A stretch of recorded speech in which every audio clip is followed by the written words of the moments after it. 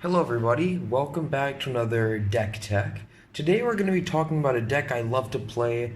It isn't too strong, it's just fun, you get a bunch of crazy stuff. And it's good for casual play. We are going to be talking about artifact Myrs basically. It's a really fun deck to play, I love to play it just because you'll see how crazy it is. No infinite. There are some infinite. There's one infinite combo in this deck that generates a bunch of mana. So, without further ado, let's get started. First card that I'm showing off is Myr Battlesphere. 7 mana, 4/7. Artifact creature Myr construct. It says when a Myr Battlesphere enters the battlefield, put 4 1/1s onto the battlefield, which are Myrs. Pretty good. But then it says whenever it attacks, you may tap X untapped Myrs you control. It gets that much attack and does that much damage to the opposing player. Sorry, I'm doing that weird stuff with the card. Very good card, especially when you want to get in and do direct damage. Now we're going to the 6 drops with Obelisk of Alara. So we are running a 5-color deck here, and Obelisk of Alara is just great utility. 6 mana artifact. Pay 1 white, tap it, gain 5 life. Pay 1 blue, tap it, draw a card, then discard. Pay 1 black, tap it, target creature gets -2/-2. Tap 1 and red, tap it, deal 3 damage to a player. And 1 and 1 green, tap it, get a creature gets +4/+4. Very versatile card, very fun to use. We're going to be playing 4 of those. Next, big boy, Darksteel Juggernaut, 5 mana for a indestructible creature. It says its power and toughness are each equal to the number of artifacts you control. We're going to be controlling a lot, so this is going to be a big boy. And it has to attack each turn if it can. You don't get to say anything. We only have 1 of those in the deck. Next, Myr Matrix. 5 mana artifact that is indestructible.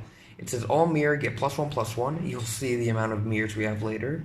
And you pay 5, you put a 1/1 Myr artifact creature token into play. So that's basically pay 5 mana for a 2/2 because it gets pumped. We will be running 2 of those. Next, one of the very underrated cards in the deck, Unwinding Clock. 4 mana to untap all artifacts you control during each other player's untap step. This gives all of your artifact creatures pseudo-vigilance, meaning they can swing in and then still block next turn. It also just allows you to use the Myrs for mana on your opponent's turns. We only have 1 of those, because that's the only one I could find. Next, we're going on to the 3 drops, and this is where the deck gets pretty crazy with all the cheap creatures. So 3 mana for a 2/2 artifact creature Myr. Tap it, add 2 colorless to your mana pool. Pretty simple, great for ramping into other Myrs. That's why we won't run 4. Okay, time for 3 drops. We just did 3 drop. I'm stupid. So Oblivion Ring, very good card. It's just solid. 3 mana, exile a non-land permanent until it leaves the battlefield. You see a planeswalker or something scary? No worries, just get it off the field. Next, it's Chaos Wand. This has a lot of text. 3 mana, then you pay 4 and tap it. Target opponent exiles cards from the top of their library until they exile an instant or sorcery card. You may cast that card without paying its mana cost. Then put the exiled cards that weren't cast as well on the bottom of that player's library in a random order. Basically, you just get to take an instant or sorcery spell from an opponent's library. Very fun. It sometimes is good, but mostly it's just there for fun. Next is Myr Galvanizer. So other Myrs you control get +1/+1, and it says untap each, and you pay 1, tap it, untap each other Myr you control. This is part of the way you get infinite mana, which is why we run 4 of them. Next, we're running on to Skittering Surveyor, 3 mana, 1/2. When it enters the battlefield, you just search for a basic land and put it into your hand, and you have to reveal it. Nothing too special here, it's mostly just for mana fixing if you're looking for color or land, so we only run 3 of those. Next is Moriok Replica. So 3 mana for a 2/2, pay 2, sacrifice it, you draw 2 cards and lose 2 life. The one thing this deck struggles with is card draw, because you're playing so many things because you have so much mana. So we have some of these to get some card draw. Next, Sai, Master Thopterist. Really good card. 3 mana for a 1/4. Whenever you cast an artifact spell, create a 1/1 colorless Thopter artifact creature token with flying. Whoa, that's all the text. Basically, casting, pretty much casting anything of these actually, except the Oblivion Ring, will create you a Thopter. We only have one of those because that's all I could find, but please fill up the deck with this guy. He's really good, and also you can pay to sacrifice your artifacts, draw a card, if you have an abundance of Myrs, or if someone board wipes and you just want to get some value. Next, Skilled Animator. Ooh, spooky. So 3 mana, 2 in a blue. He's a human artificer, 1/3. And his text says, when Skilled Animator enters the battlefield, target artifact you control becomes an artifact creature with base and power and toughness 5/5, as long as it remains on the battlefield. So basically, if you play a 2-drop, then this 3-drop, you can swing in with a 5/5 on turn 3. That's insane. We only run one of those, though. That's all I could find.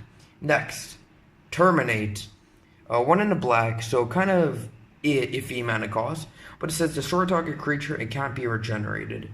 Just a good card, honestly. If you see a troublesome creature, just terminate it. What happened to my wallet?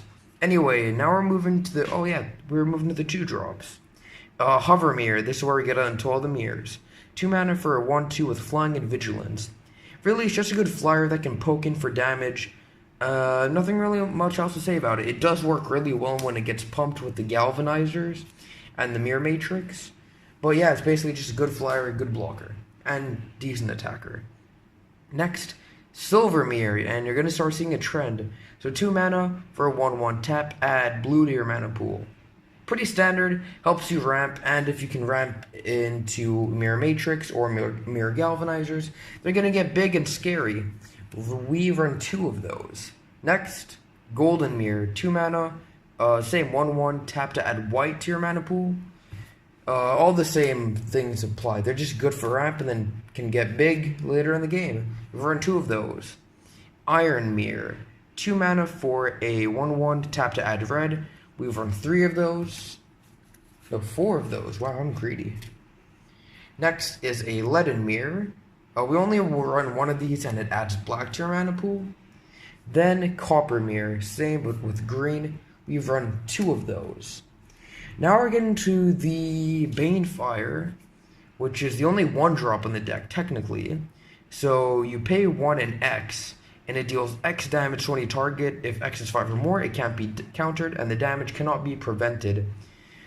This is a very good finisher because you're going to have so much mana, so many mirrors. You can do this for like 11, 12, sometimes even 13. Or if you get the infinite combo, just kill anyone. It's such a good card. Sorcery speed kind of limits its usefulness, but what can you complain? It's basically remove a player.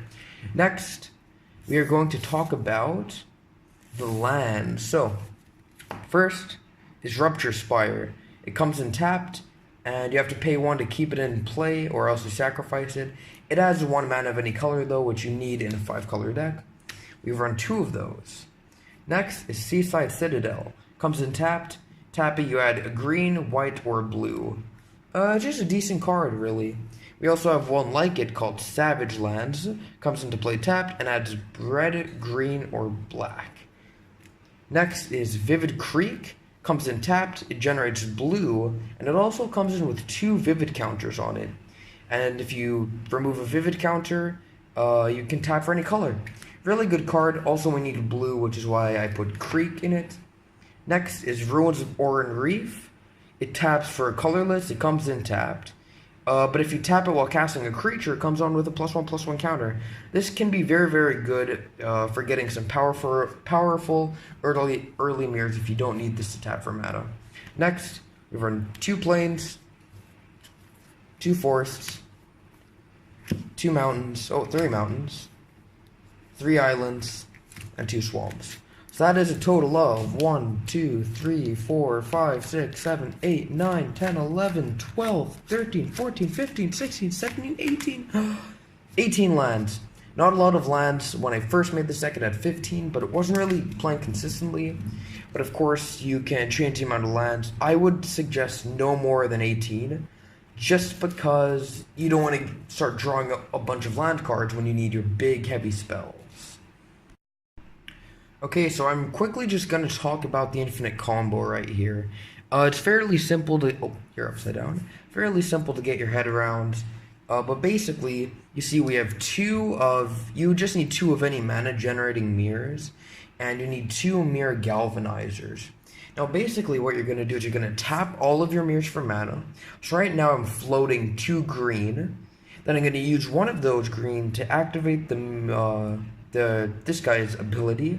So pay 1, tap it, untap all the Myrs I control. So if I do that, I use one of my green to tap this, untap. I'm left with 1 mana left. Then I can do this again. Now I have 3. Now I use him. I have 2 left. Now I can do this, and I generate 1 mana each time. It's a very fun way to get infinite mana. If you have this, there are 2 cards in the deck that really utilize this. The first one is, of course, Banefire. Now, if I had a red source, I would be able to tap for pretty much infinity and then blow someone off of this earth. Or I could have Mirror Matrix. And with its 5 mana, well, 5 doesn't really mean anything when you have infinite, so just create a bunch of Myrs. And run over your opponent that way. If they board wipe, well, that sucks. But infinite Myrs, it usually wins the game. That's basically all I wanted to say. Now, talking about how the deck plays, as you can imagine, the deck runs out of cards very, very quick. So if you have any ideas for ways to draw more cards, please leave them in the comments below. I really want to make this deck better. It has potential. It's really fun to play. It should not be that expensive last time I checked, but, you know, times change. Anyway, thank you guys so much for listening to another Magic Tuesday. See you next week.